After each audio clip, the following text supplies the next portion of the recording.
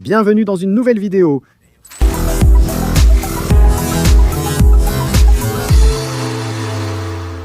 Cette vidéo va être un peu longue, peut-être, mais divertissante. Nous devons régler plusieurs points sur la Maserati et allons vous les présenter. D'abord, je dois régler un capteur que j'ai coupé intentionnellement. Et je veux vous parler de mon meilleur ami que j'ai ici en bas, dans l'Onboard Diagnostics 2. Ensuite, je veux essayer de réparer l'amplificateur de la voiture. J'ai déjà un peu cherché comment faire. Pour être honnête, je n'ai pas trop confiance en mes compétences pour réparer ça, mais on va essayer et ensuite on verra comment résoudre le problème. La vitre que vous voyez ici, qui ne monte plus, est cassée. Alors un jour, je suis allé manger avec Sophie et je vais vous raconter ça tout de suite. Mais bon, commençons, allons-y. Avant de commencer, je veux vous présenter mon meilleur ami qui est connecté ici avec nous. Il s'appelle Carly. Je veux vous le recommander et vous expliquer pourquoi. Il m'a beaucoup aidé avec la Maserati. Littéralement 2 jours après avoir acheté la Maserati, le voyant Check Engine s'est allumé et je me suis dit que j'étais dans un problème, que j'aurais dû oublier de l'acheter. Savez-vous déjà comment le drifter réagit sous stress? 3 jours après l'allumage du voyant Check Engine, Juka m'a dit « Drifter, ne t'inquiète pas, j'ai un Carly. Il suffit de le brancher pour voir comment ça marche. » À ce moment-là, je ne le connaissais pas, mais maintenant, c'est mon meilleur ami. Les gars. Pour faire court, on a branché le Carly tout de suite. Je vous explique, c'est très simple et accessible depuis ton téléphone. On a vérifié. Effectivement, ça, il a sorti un code et ce code concernait les émissions, sûrement parce qu'ils ont enlevé les catalyseurs ou je ne sais pas quoi. Le truc, c'est que je me suis vraiment détendu. On a effacé le code, on a effacé le voyant moteur depuis l'application. Et il ne s'est plus jamais rallumé, ce que je trouve vraiment génial. Et où est-ce que je veux en venir avec tout ça ? Là, on va le remettre parce que je veux vous expliquer. Parce que j'ai coupé un câble du capteur de température ambiante. J'ai coupé le capteur de température ambiante, qui est celui qu'on a ici. Là, on va le remettre. Parce qu'il indiquait mal, il ne fonctionnait plus. Et le problème, c'est que quand il indiquait qu'il faisait froid, ne me demande pas pourquoi, la climatisation arrêtait de fonctionner. Et à Miami, c'était un cauchemar. Tu pouvais être tranquille dans les embouteillages. Puis d'un coup, il signalait qu'il faisait froid, couper la clim. Et tu crevais de chaud. Alors j'ai dit, mec, je vais le couper. Littéralement, je pense qu'il ne se passera rien. Oh, surprise, Drifter a encore allumé le voyant moteur. J'en pense quoi? Que c'est une merveille. C'est que tu n'as plus besoin d'aller chez le mécanicien. Tu n'as pas besoin d'aller chez le mécanicien pour diagnostiquer quel est le problème de la voiture. Évidemment, s'il y a une grosse panne, tu dois l'emmener réparer, tu vois. Si le voyant moteur s'était allumé maintenant, et qu'est-ce qu'il a? Je ne sais pas. Raté d'allumage sur le banc 2.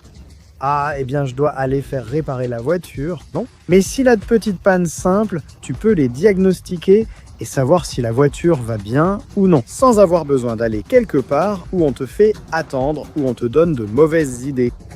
Tu l'as littéralement sur ton téléphone portable, ce que je trouve magnifique. Nous allons maintenant installer ce capteur directement sur le miroir. C'est rapide, je le sais parce que je l'ai déjà démonté pour le couper. Alors je vais le démonter pour bien le mettre. On va voir si ça marche, si le capteur que j'ai acheté fonctionne et si le grand pot va être bien. La première chose que je vais faire, c'est enlever la loupe. Bien, Drifter, si tu retires ça et que ça ne démarre pas sans rien casser, tu es sur la bonne voie. Et ensuite, mais regardez, c'est prêt les frères, c'est fait comme un professionnel. On dirait même que je m'y connais. On va finir de le remonter et c'est tout. Je ne vais pas vous mentir, sur cette chaîne, on ne ment pas. Là-bas, ce câble blanc au fond, c'est celui que j'ai coupé. Vous pouvez imaginer mon désespoir, j'ai même dit qu'il prenne son petit déjeuner. Je vais l'enlever, comment on faisait déjà? Ah, par là, ici. Intelligent. Ceci, c'est le nouveau capteur qui, littéralement, va juste à la toute petite pointe, sans dépasser par ici en dessous. Et voilà, c'est simple. Alors, on va l'installer.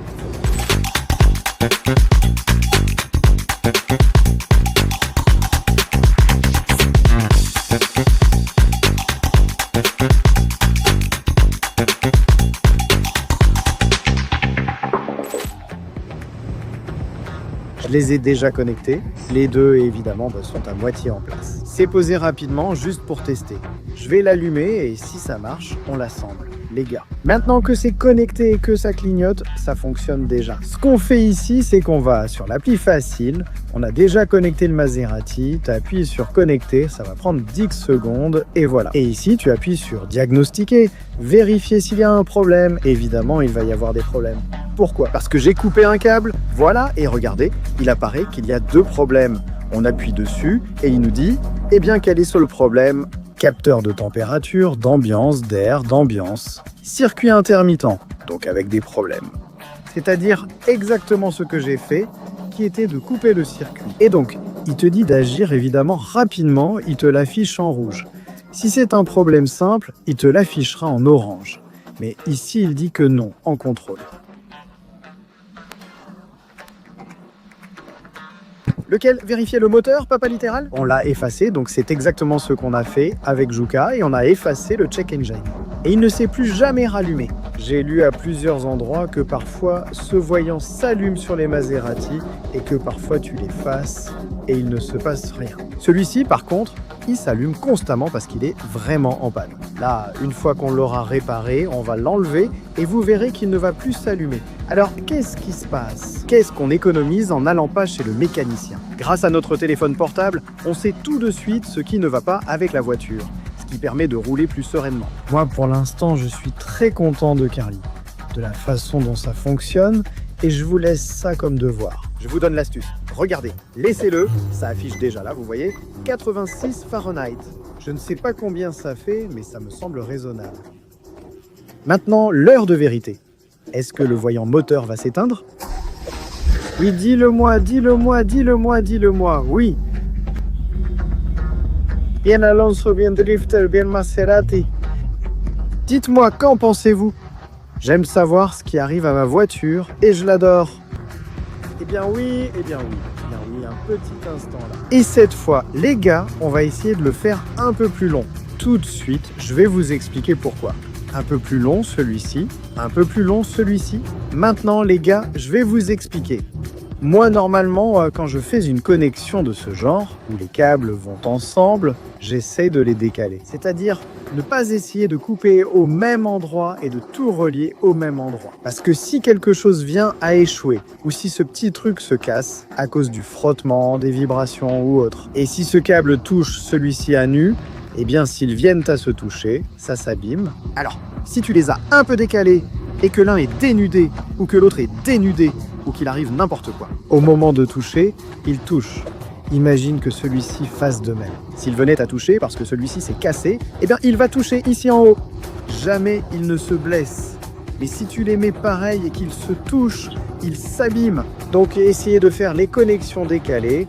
Et voilà, ça va vous éviter beaucoup de problèmes. C'est une méthode un peu orthodoxe. Normalement, on le fait avec un briquet, mais je n'ai pas de briquet, alors on va utiliser ça. Voilà les gars. Si vous regardez bien, les connexions ne sont pas identiques.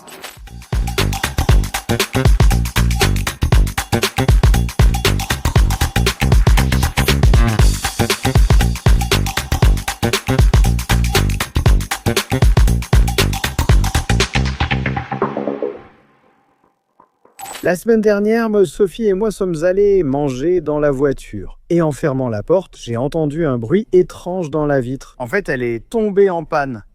Les voitures, pour ceux qui ne savent pas, les voitures qui n'ont pas de cadre, quand on ouvre la porte, voyons si on voit. Vous avez vu quand on ouvre la porte, littéralement la vitre descend.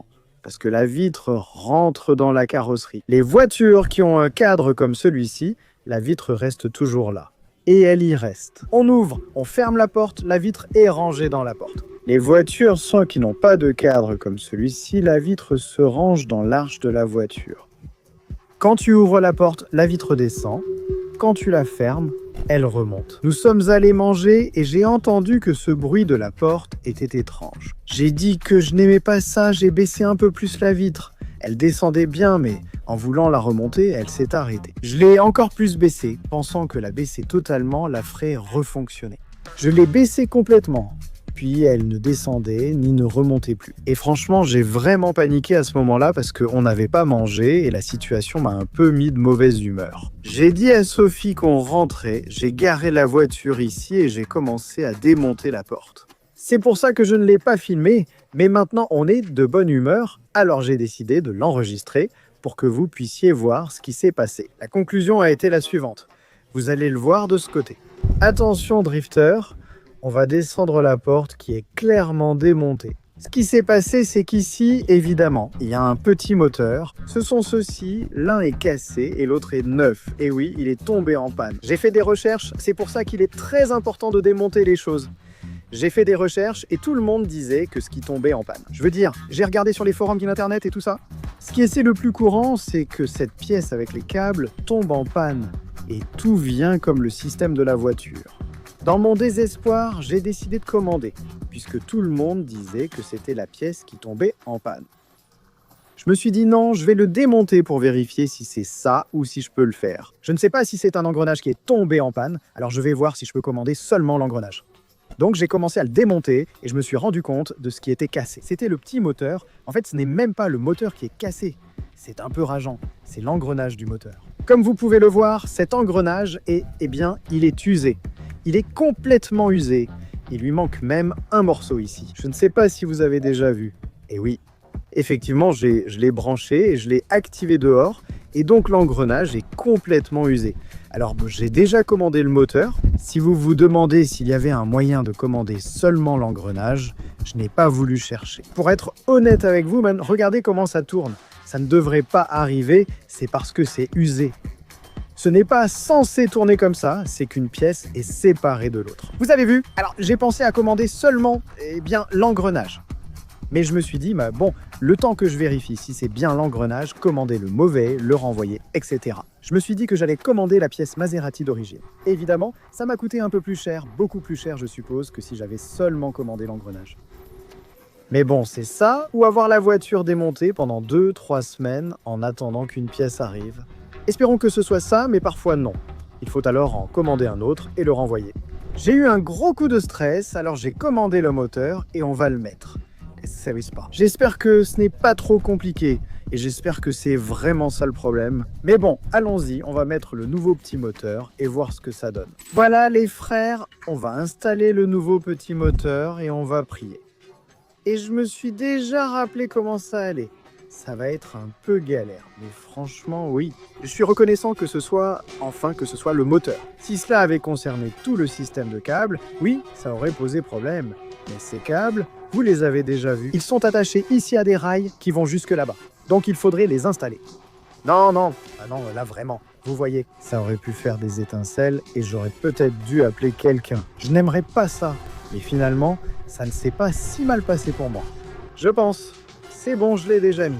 Maintenant, la partie la plus compliquée. Essayons. L'heure de vérité, les gars. L'heure de vérité, celle-ci. Je me souviens que je passais par ici quelques acteurs, je suppose. Allez, non.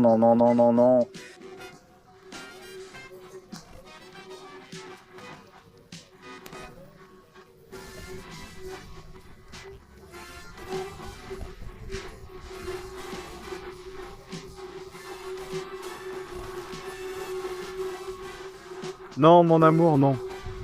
Comment on cherche? Attention, tu trouves pas? Oui, donc oui, la colle est un peu collante. Oui, pas de souci. En fait, c'était comme ça. J'ai essayé de l'enlever, mais bon, voilà. Non, mec, comme un boss. Ici, il ne s'est rien passé. Groupe La Cereza del Pastel. Servi de Joven comme nouveau groupe. Ça nous enthousiasme, surtout parce qu'il était temps.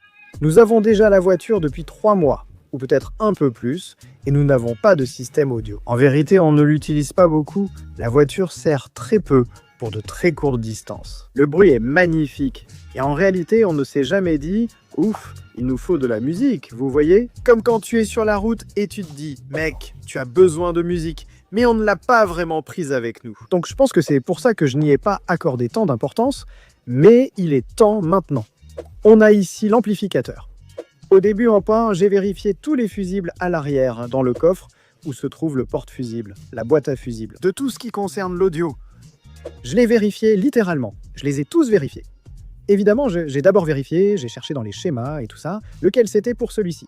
Je l'ai vérifié et il était bon. Alors je me suis dit, bon, peut-être que ce n'est pas celui-là. Je les ai tous vérifiés et ils étaient tous bons. Donc ce n'étaient pas les fusibles. Et l'étape suivante, j'ai enquêté. Eh bien, les amplis tombent souvent en panne. Google, c'est Google. Google résout tout. Alors je suis allé sur les forums et j'ai vu que beaucoup de gens disent que leurs amplis tombent en panne. J'ai cherché le prix. C'est très cher. Plus de 500 $ d'occasion. Ça m'a paru cher pour ça. Achetant un bon, car ils disent que cela sonne mal. Donc même si c'est Vossé, ils ne sont pas si bien que ça. Mais bon, le truc, c'est que je l'ai enlevé de la voiture et je l'ai démonté. Je veux que vous le voyez. Ici, j'ai les vis pour ne pas les perdre. Je ne sais pas si vous pouvez les voir. Bon, je n'y touchais pas, donc je ne devrais pas avoir de problème. Il y a plusieurs petites choses que j'ai vues qui n'allaient pas. Je veux que vous les voyez. Et aujourd'hui, on va essayer de la faire fonctionner. Je ne suis pas très doué avec l'électronique. En fait, je ne suis pas doué du tout. Je pourrais même dire que je suis mauvais. Mais bon, il faut qu'on essaie. Et quelle meilleure façon de le découvrir qu'avec quelque chose qui est déjà en panne? Alors, quelle est la première chose que tu remarques? Dites-moi ce que vous trouvez étrange sans le couvercle. J'ai remarqué quelque chose de très bizarre. Tout d'abord, quand je l'ai démonté, je me suis rendu compte qu'ici, à cet endroit, il manquait cette pièce qui est ici. Je l'ai gardé exprès. Donc ce petit cube va ici. Alors on va essayer de le souder. J'espère que ça va marcher. Ça a l'air cassé. Plus que brûlé, ça a l'air cassé. Et l'autre chose que j'ai remarqué, c'est que de ce côté, comme vous pouvez le voir ici, il y a une tache marron. Donc ça, c'est brûlé. Alors, ma théorie, peut-être que si vous vous y connaissez en électronique, et vous allez dire « Alonso, tu te trompes complètement. Tu es complètement à côté de la plaque. » Je l'ai bien regardé. C'est la seule chose qui paraît brûlée. Il y a beaucoup de résistance et d'autres composants que je trouve en bon état. Alors, j'ai commandé cette pièce sur Internet et j'ai aussi commandé ceci que nous avons ici. J'ai commandé ça sur Amazon. Ça m'a coûté 10 $. C'est sûrement de mauvaise qualité. Je suppose que c'est de mauvaise qualité.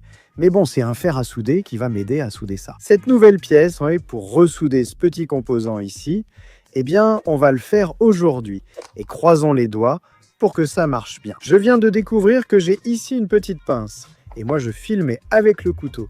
Mince alors, drifter. On va assembler ça. Allez, la première chose que je vais faire pour m'échauffer, c'est souder ce petit composant. Je n'ai aucune idée de ce que c'est, mais je sais bien, rien qu'à la façon dont ça s'est cassé. De quel côté ça va? Là, il y a un morceau en trop, et ici, il manque un morceau. Donc je suppose que ça va comme ça. Eh bien oui, je ne sais pas à quoi sert la moitié des choses que j'ai ici, mais ça commence à sentir le chaud, monsieur. Ça va devoir être une précision de chirurgien, frère Jésus-Christ. Et selon ma théorie, la soudure est là, donc je n'ai même pas besoin d'en rajouter, non?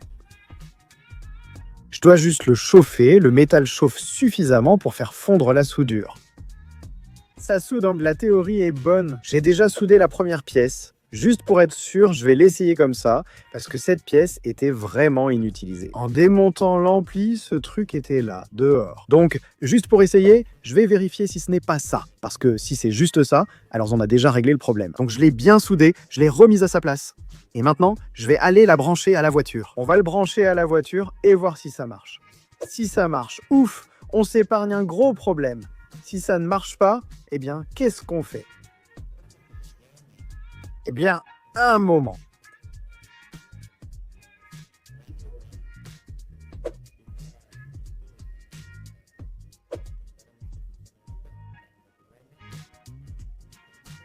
Schley, ça va où ça?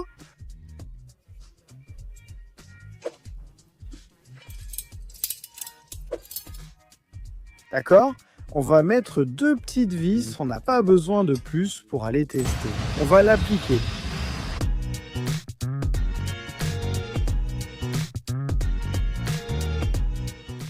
L'heure de vérité.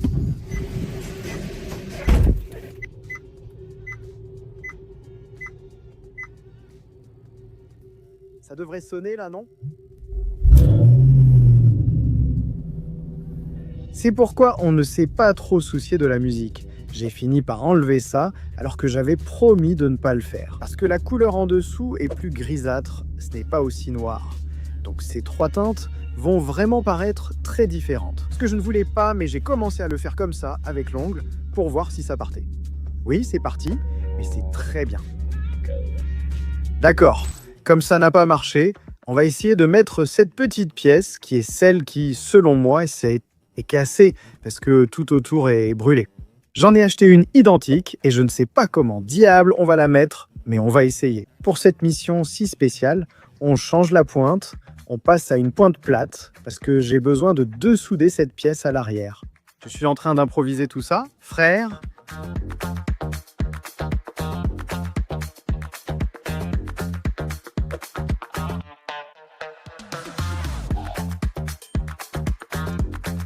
Mec, j'ai déjà enlevé la petite puce. Mais mec, c'est tout abîmé. Comment il a fait pour enlever ça, mec? Voyons comment j'enlève ça entre chaque ligne. Mec, ici, ici et ici. Donc tout ça, comment je l'enlève? Bon, je vais déjà le mettre. Regardez la taille. Comment je vais faire? Je ne sais pas, je n'en ai pas la moindre idée. Tout ce que j'espère, c'est que ça marche. Et qu'ils ne se touchent pas les uns les autres. Parce que regardez comme c'est fin. C'est-à-dire, par fin, je veux dire petit. Ok, ça c'est mon doigt. Regardez comme c'est fin. Littéralement, ça c'est mon doigt. Et regardez. Non, je n'arrive pas à y croire. Et le but, c'est de souder chacune de ces petites lignes. Mais ce que je crains, c'est qu'il y ait de la soudure ici. Si la soudure du 1 passe sur celle du 2, ou celle du 2 sur celle du 3, ou bien si l'une d'elles se touche, eh bien selon moi, ça va être fichu. Donc il y aura un court-circuit comme le Z. Alors essayons d'éviter que ça arrive. Comment ? Je ne sais pas, mais allons-y. C'est bon les frères. En vérité, ça a l'air bien, C'est vraiment, vraiment, vraiment petit et je n'arrive pas à distinguer si c'est fait les frères. Franchement, ça a l'air bien, mais c'est vraiment très petit. Et je n'ai pas de loupe. En vérité, j'aurais aimé travailler avec une petite loupe, mais espérons que ça ira bien. Franchement, les gars, c'est franchement. Je crois que c'est bon, mec. Je crois que c'est bon. On va la mettre. Imaginez que ça marche vraiment. J'ai évidemment les pires attentes pour ça, parce que d'une, je ne sais pas ce que je fais, et de deux, je ne sais même pas ça. C'est-à-dire, si ça résout le problème, j'ai démonté la carte, vu qu'elle était brûlée, et dit qu'il fallait la changer, je la remplace actuellement. Si ça se résout, il faudra tirer son chapeau pour le drift. D'accord. Deuxième essai, et le moment de vérité, j'ai déjà changé tout ce que je pensais qui pouvait servir. Imaginez que ça marche. Non, ça ne marche pas. Attends-moi. Hop, j'ai fait un bruit. Ça fait un bruit. Ça essaye de fonctionner. Comment tu expliques ça? Les enceintes ont fait du bruit. Vous avez entendu? Ok, on fait confiance. Si ça n'avait fait aucun bruit, je pense que j'aurais déjà abandonné. Mais comme ça a fait du bruit, ça a voulu démarrer. Vous l'avez entendu. J'ai l'espoir que peut-être je l'ai grillé en le mettant ou quelque chose comme ça. J'en ai environ 5 dans un petit sachet, donc je vais en mettre un autre. Cette fois, je vais m'assurer, même si je pensais l'avoir déjà fait correctement. Je vais recommencer et voir le résultat. Attendez, croisez les doigts, les gars. Eh bien, c'est fait. J'ai fait de mon mieux. Eh bien, c'est fait, les frères. Enfin non, c'est fait. En fait, je lui ai mis une nouvelle, une petite puce comme celle qu'on a ici, toute neuve. J'ai fait de mon mieux et je suis fier de mon boulot. Donc je pense que ça peut marcher, c'est le moment maintenant. Donc si ça ne marche pas maintenant, effectivement, je ne vais plus rien faire. Je crois que j'abandonne. Je devrais acheter un nouvel ampli ou chercher une autre façon de résoudre le problème. Mais bon, croisons les doigts et essayons-la. Les frères, on l'a déjà branché pour la deuxième fois. Pour être honnête, mes attentes sont très basses. Mais bon, il n'y a rien de pire que de ne pas essayer. Alors allons-y. Même si mes attentes sont basses, j'ai un peu d'espoir.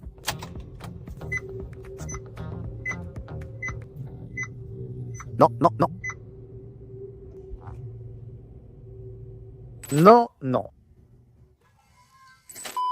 Qu'en pensez-vous? Les gars, qu'est-ce que vous pensez de ce genre de vidéo? Vous m'avez laissé dans les commentaires ce que vous vouliez que je filme. J'ai essayé de filmer tout ce que je pouvais de la Maserati et c'est ce que je fais. J'ai sorti plusieurs petites choses dans une vidéo. J'en ai sorti trois choses différentes, 3 petits détails différents que j'ai fait. J'aurais pu ne pas les filmer, oui, mais j'aurais aussi pu les filmer. Alors dites-moi, qu'en pensez-vous? Définitivement, le fait de ne pas avoir pu résoudre le problème du son m'inquiète un peu. C'est très cher, C'est justement ce genre de boulot, de mécanique et de mettre les mains dedans que j'adore. Mais quand ça dépasse un peu mon budget et que ça me fait mal, là ça ne me plaît plus. Donc oui, acheter l'alimentation d'origine d'occasion coûte 500 $. Ça fait 10 000 pesos mexicains, ce qui pour moi est beaucoup trop d'argent pour quelque chose d'aussi bête. Installer une alimentation aftermarket nécessite une adaptation que je ne sais pas réaliser. Je dois l'emmener quelque part, ce qui va me coûter plus de 500 $. Je ne sais donc toujours pas quoi faire pour l'audio.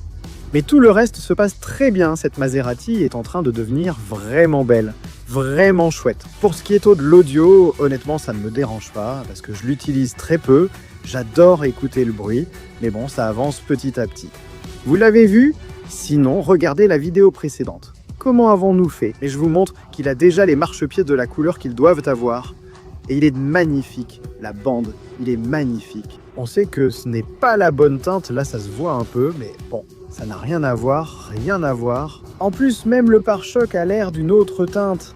Tout est comme ça, comme repeint et tout ça. Donc ça rend bien, enfin c'est bien mieux que le noir. Mais bon, j'espère que cette vidéo vous a plu. Dites-moi en commentaire ce que vous en avez pensé. Je vous lis à la prochaine vidéo.